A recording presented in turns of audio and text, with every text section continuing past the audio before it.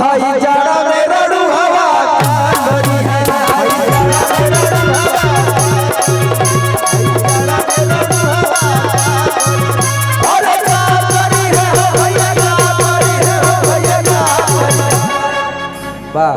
चला भाई हर से नाचल जी तो दोनों जने काई ना कैमरा में कि हई जाड़ा में रड़ू हवा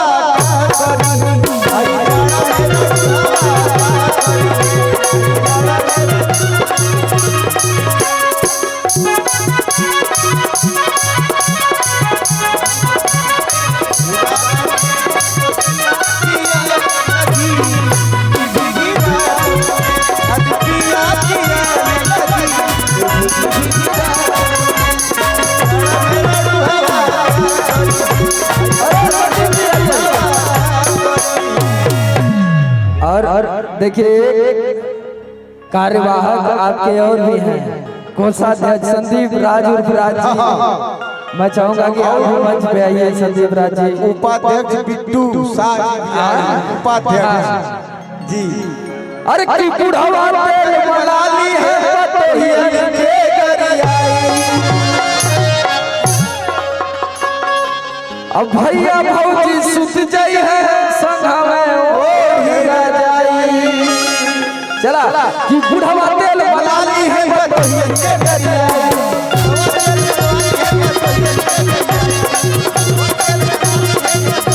भैया भौजी सुत जाई है संघा में ओढ़ जाई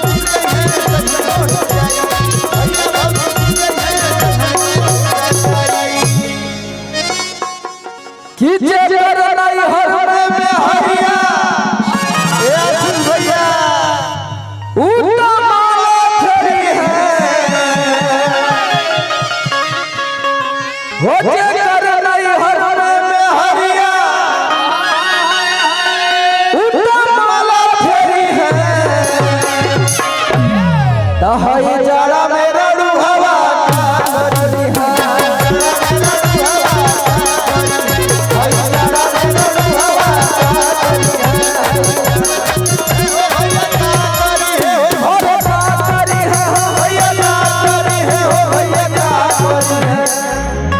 और संदीप जी लड़कियां दिखाई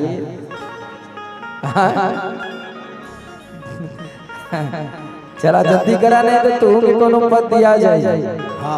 तो हई जाड़ा में रड़ू हवा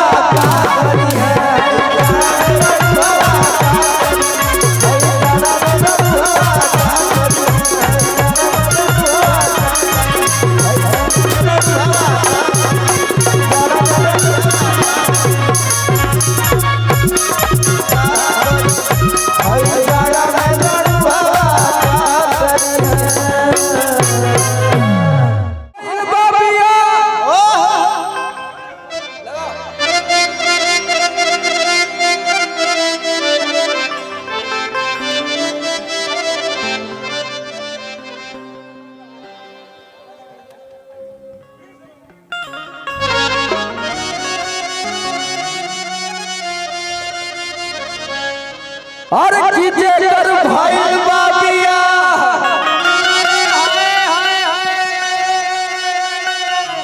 उतना मजा मरी है ए संदीप देखा भाई लगभग 20 साल से हम रड़ुआ समाज का अध्यक्ष रहने अब हम पद छोड़ देले हैं अरुण भैया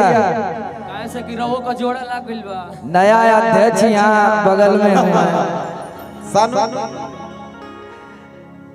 सारनाथ से इन्हें खड़ा करा के सम्मानित देखिए हमारी देखरेख में कहीं से कोई कमी नहीं आई अभी तक रड़ुओं में। अब आगे से आपको हम सौंपते हैं और हाँ रड़ुआ समाज के अध्यक्ष के रूप में आपको नियुक्त किया जाता है। एक बार जोरदार तालियों से स्वागत करिए अध्यक्ष जी का। हाँ तो हम और आपको कल कार्यालय पे सारा कार्य शपथ ग्रहण शपथ ग्रहण समारोह कल कार्यालय में होगा विनय जी, क्योंकि देखिए मैं अब अध्यक्ष पद मुझे छोड़े हुए 22 तारीख को ही छोड़ दिया था। तो अब आगे से आप की देख रेख में चलेगा और आपके अनुराग जी आपके जो पिए रहेंगे अनुराग जी, ठीक है,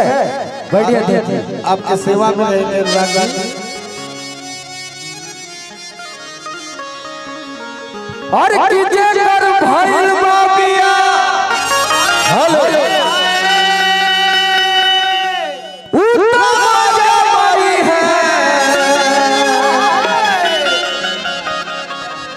अच्छा ये मन से कितना लोग को बिया हो गए तोरो ना भला चला कि हई जाड़ा में रड़ू हवा का करे। और इस गीत के बाद मैं चाहूंगा कि विनय जी